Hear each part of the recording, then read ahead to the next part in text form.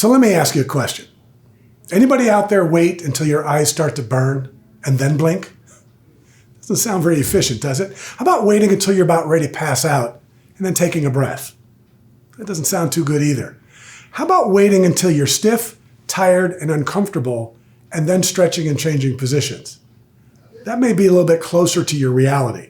The problem is we don't wait till our eyes burn or we're about ready to pass out to do those things, because at that point, the damage is already there. The repercussions have already happened. It's the same thing with a lack of stretching. And that's what we're going to talk about. My name is Michael Melnik. I'm an occupational therapist and an exercise physiologist. And I just want to share with you 3 very simple, very basic principles that will help you kind of bring some stretching. Not a big stretching over the top type of thing, but just some general stretching into your day to help your body stay healthy and more comfortable. The first principle is let your body know what's coming. What that means is your body does not like surprises, right? So I live in Minnesota.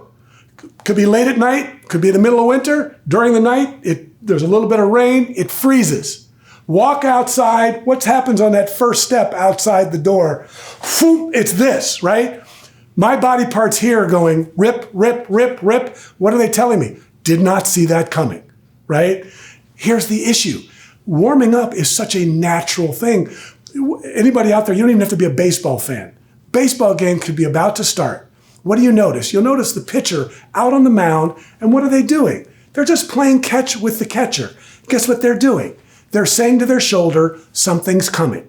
It's time to get more blood, more warmth, more oxygen so that I can perform at 100%. If you go to do a task and you are not warmed up, you may or may not get injured, but I guarantee you, you're not operating at 100%, which means what? The job is physically harder than it needs to be.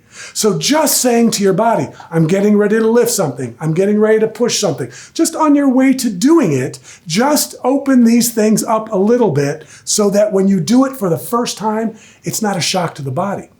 If you're at the same baseball game, first inning's over, now it's time for the second inning, what happens? The baseball pitcher goes out to the mound. Does he go, well, I warmed up at the beginning of the first inning, I'm fine?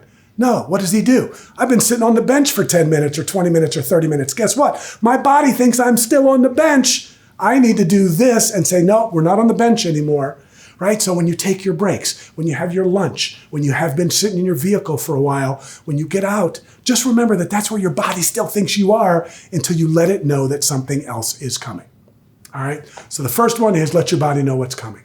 The second one, what is the number one fuel source that your body needs to keep working all day long? Now, some people say food, carbohydrates, water. I was doing a presentation once, and I had a group, and I said, what's the number one fuel source that your body needs all day long in order to keep working? And one of the young guys in the back goes, caffeine. And I said, try this. Try to go 5 minutes without caffeine and go 5 minutes without breathing.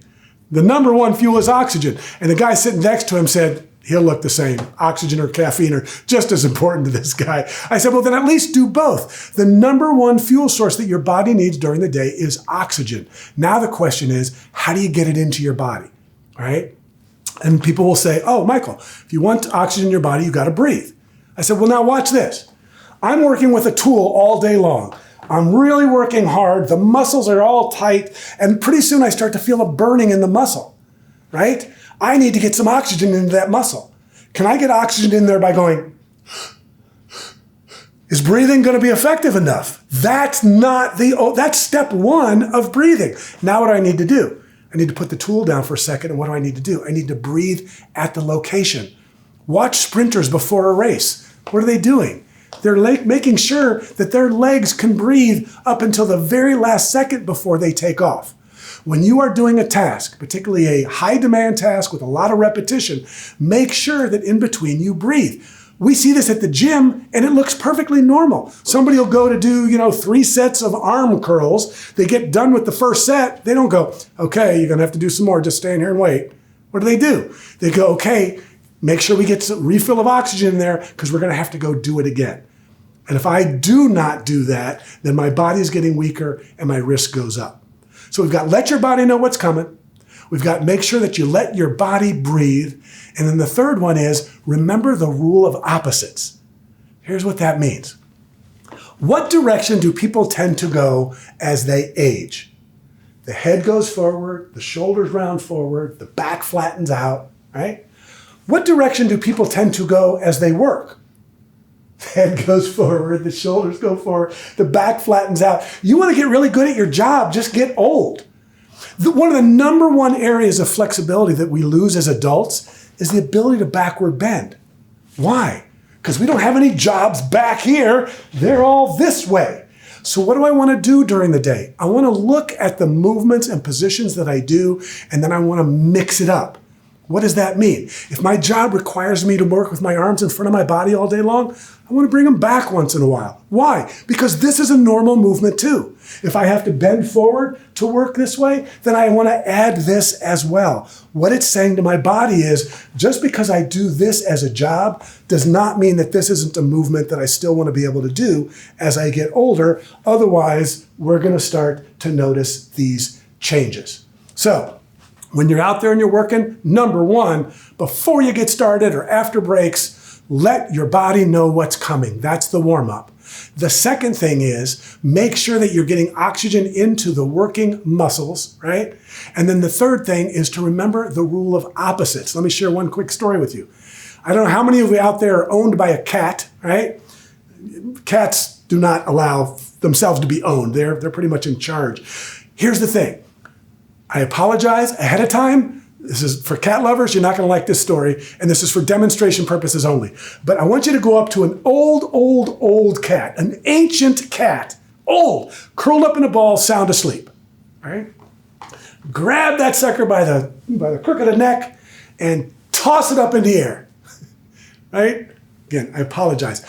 How does that cat land? It is in midair and it's like, whoop, whoop, whoop. Boom, and it sticks all four. And we look at it and we go, how in the world can an old ancient cat that was sound asleep still do that? And the reason that an ancient old cat that was sound asleep can still do that is because every single day it lays there imagining that at any moment some human's going to test that theory. And so what does it spend the day doing? Probably going to need one of these. I'm probably going to need one of these. Probably going to need one of these. That's what I want you to think about. You can't predict all the movements you're going to have to make during the day. So if you let your body know what's coming, you let your body breathe, and you remember the rule of opposites, it helps you withstand and tolerate those surprises that'll hit you during the day. Want to learn more? Check out these other videos next.